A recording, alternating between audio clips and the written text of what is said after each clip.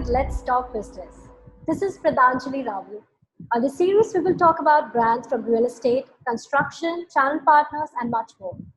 Our today's guest is from the world of real estate, Mr. Shailesh Puranik, Managing Director, Puranik. Hello. Hello, hi, Mr. Puranik. Thank you for joining us. Hi. Hello, how are you doing? Fine. Thank you. Thank you very much. So, Mr. Puranik, let's start with, Puranik Builders is providing residential and commercial solutions across various categories. So, please tell us how Puranik has evolved in the last 2 decades. Yeah. So we are mainly operating in Western Maharashtra. So in cities like Thane, Mumbai, Pune, Lonavala, Neral, and we have also done a lot of work in Nasik. And primarily we are into residential housing, into affordable mid-income residential housing. We have also done a few commercial, but I think mainstay has been the residential development in the Western Maharashtra. Achha, so now COVID situation is going on. This is something which is very unexpected. So if you can tell us how COVID-19 has impacted your brand and how are you planning to deal with the crisis? So I think it's not about how COVID has impacted the brand. I think it's about how we can do business in this COVID times. So for that, we have been active in the online space. Our office is completely functioning 100% through online meetings, through the way we are having this Zoom session or some of the other mediums also. So we are working 100%. Our sales and branding activities are continuing, although we don't have any ATL happening, which is like print and hoardings, like let's say outdoor and all. But we are very active in the digital space. In fact, for the first 15 days, there was absolutely very few people who were active, and then we got very good response. And out of those bookings, once the lockdown has opened, people have started visiting site, people have started registering. In fact, I was just taking stock. We have done some 30 plus registrations in last couple of weeks. So a lot of activities have started. We always felt that we have to be there. Our brand has to be seen, and people should be knowing about us, talking about us, discussing us with us. So our call centers were working, our outbound callings were working, and our campaign in the Google space or Facebook and all that was continuing during this COVID period, and we have gained immensely because of that. Definitely. So how you rightly said, like how you have adapted, like how everything went digital. So this is amazing that how real estate developers are focusing on the solutions right now, like everything going digital. And we knew it is the future, but we never expected that it will come so soon in 2020. So now I would like to ask you, going forward, do you think that technology is the future and to get over the COVID-19 challenges, have you adapted the technology? So I do not think technology is the future. It is the present today. It's very much there, and I have always said this. In fact, yesterday I was on some seminar. I was kind of telling people that we have kind of jumped 2 decades into the future because of this COVID thing. What we would have adopted, which is like virtual meetings, virtual site visits, or virtual seminars, virtual CP meets, huge webinars where 1,000 and 2,000 people attend. All these things. Work from home. All these things have started, and because of which I think we have jumped into future at least a decade or two. And I think technology is not the future. Technology is the present. This is just one example, but at our site also, how we can optimize the labor force, how we can work at a faster pace with lesser amount of labor.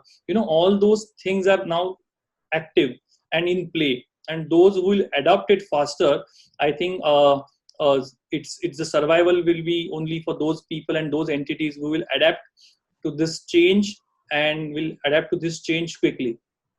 Definitely. So rightly said. So sometime back, like before, like 3-4 months back, when coronavirus was not there, so people were still going for meetings and they were still, it was happening the old way. But now everything is happening online, and it saves so much time.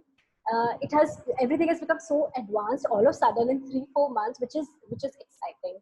So now please tell us, like during the lockdown, what kind of consumer preferences did you notice? So consumer preferences have not changed, but there are some requirements which have changed. For example, now work from home has become pretty common, and people have understood that it is there, continue to be there for a long time. In fact, in our office we have decided that more than 50% people will always work from home at least for a year or two, because they are working efficiently, they are working with more deadlines in mind, and they have a good work-life balance. Sometimes 2 hours, sometimes 1 hour is saved due to saving that you're doing in the travel time. So I think during these COVID times, what had changed is existing flats or existing apartments, we have started providing for the work desks. So if there is no extra space available, but we have started identifying and telling people that this is how you can set up your work from home or a desk.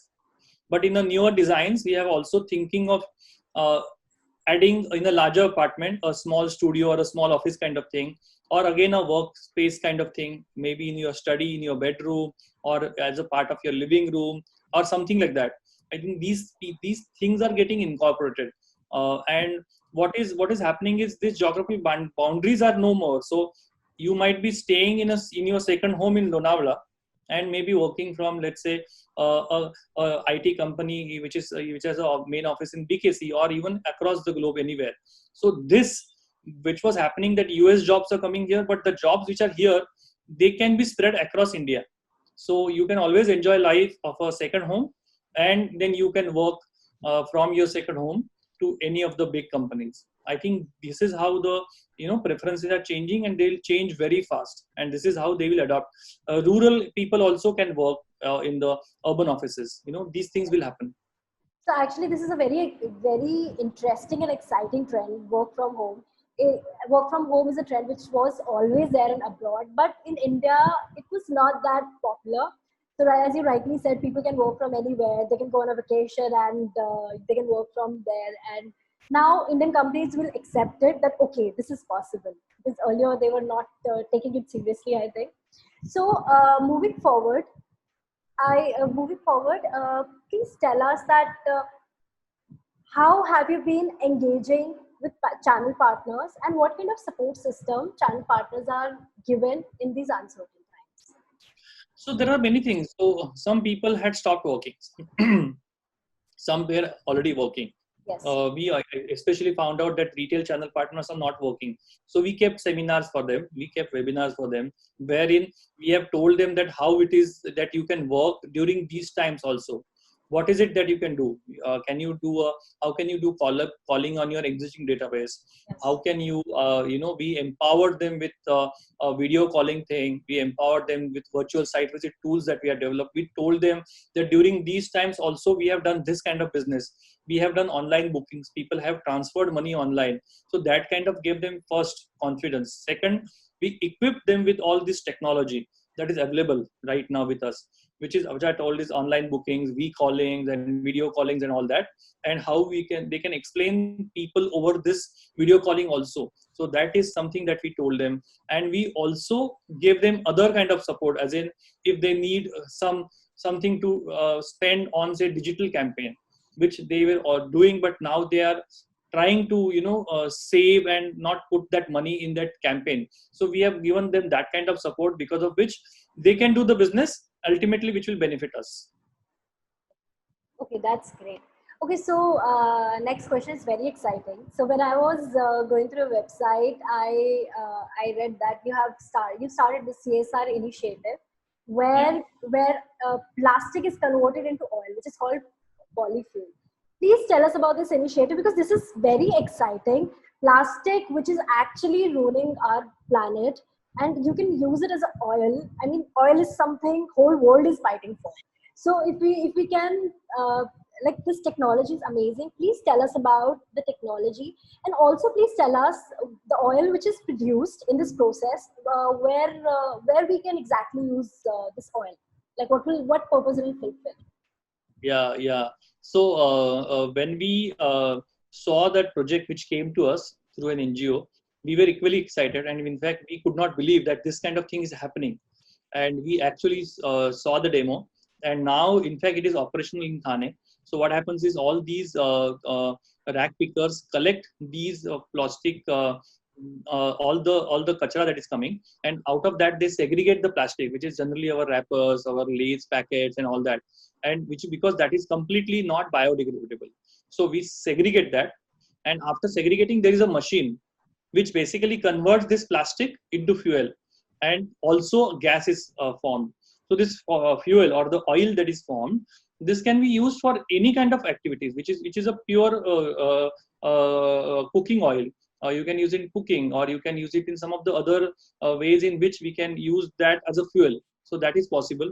The gas that is produced also is a gas which can be used for, as a fuel. So all these, both these products can be used as a fuel, and then this plastic is completely converted into this, so there is hardly any waste or something which remains. And because of this, you are also able to give salaries and payments to these rack pickers who have very less or meager source of money.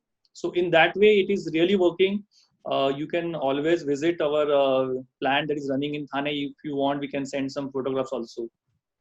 That'll be great, because this is one of the great initiatives like I've ever read about, or I have ever gone through.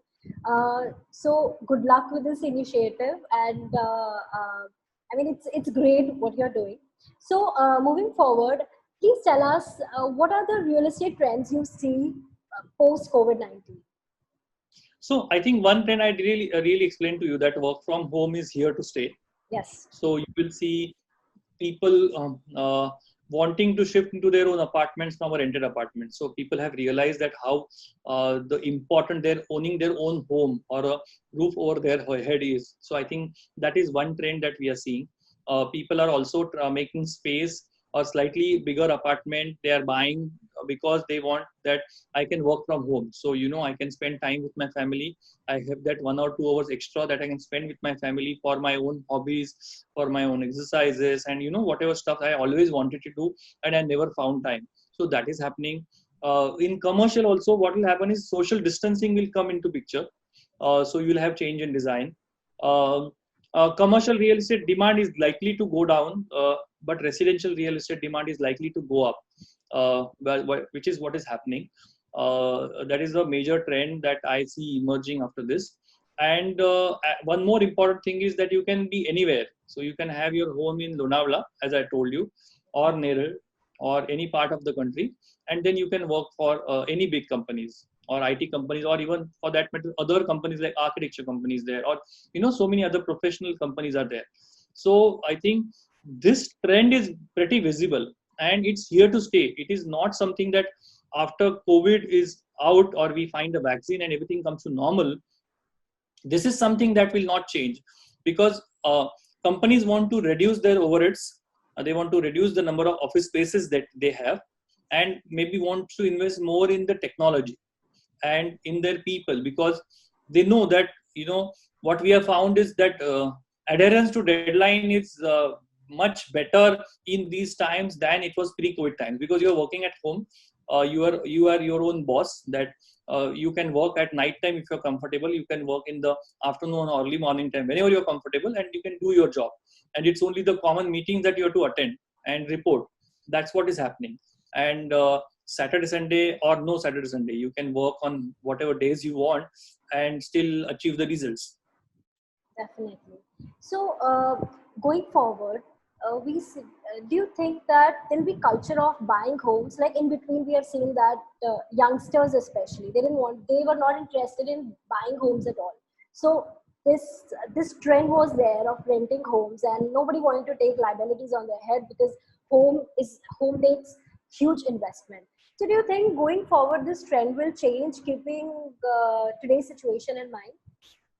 So a lot of things have happened actually. So we talk that home is the biggest investment, but if you observe over the last 6, 7, 8 years, the affordability index is continuously going down. So if it's 5 times your gross is the average cost of home in India, it has become now 3.5 to 4 times. So, the affordability is really coming down.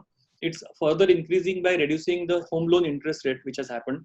It's further likely to have a reduction in the home loan interest rate. And again, it will increase the affordability. So that is one. Two, we have always seen that our average age of the home buyer is always was getting down or going down. So if it was 40, then it became 38 and it became 35. Or we have early 30s also people coming to us and buying homes. So we have been observing this trend. So I personally never felt that with Indian culture that people would only want to rent and will not want to own a house. It will just have a kind of a cascading effect now, and people will more and more want to buy homes than they ever wanted to buy homes. Yes, definitely. So now going forward, what's your focus area? Are you going to focus more on affordable housing or luxury segment? So we have always been a mid-income affordable player, and there are large volumes there. Any of our projects will at least have 2,000 or 2,500 apartments or a mini township kind of projects. So our focus will be this mid-size, mid-income affordable housing projects, and we have enough pipeline for next 4 to 5 years. We have to construct and build more than 20 million square feet. So we will be concentrating on that. Okay, that's great. So also, so apart from this, what like there are trends of smart homes nowadays. So smart homes are much more in demand. So are you planning to enter that market as well? Homes are smart. So in one of the projects, in fact, it's a smart home project. So you have alarms built in. You have the system where a doorbell is somebody rings the doorbell and you're not in the house, in your office. Then on your mobile or in your iPad or in your desk, you will come to know that somebody is ringing the bell, and from there itself you can communicate with that person. So that is there. Then from your smartphone, you are able to control all your lights or your curtains, the TV in your house. You can set the schedule. If you're coming near your house and you have set certain thing that I want this kind of temperature in my house and this kind of lighting in my house, you can set it so that when you are a kilometer in radius of your house in the evening when you're coming, all those things will be automatically set. These things are there. You forget to switch off your AC or your fridge when you're gone out. So you can do this through your smartphone. So we have already built houses which have these kind of amenities. And I think smartphone is something here to stay. And that trend has come a few years ago and it will continue. So are you planning to launch any new projects? Yeah, so we in fact are launching another phase in our Neral project. We have already launched second phase of a very large project in Pune called Apitante. It's almost 2 million square feet. We are launching 2 new towers in Grand Central, which is a project in Vartak Nagar. We are launching 3 new projects in Ghodbunder area. So all these new launches are coming up. So now what do you think, like what are the hot spots? Like our viewers would like to know that where should they invest? Which are the best areas in Mumbai and Pune that they should invest? So I think where you have homes anywhere between say 30-40 lakh rupees to a 1.2 or 1.3 or 1.4 crore.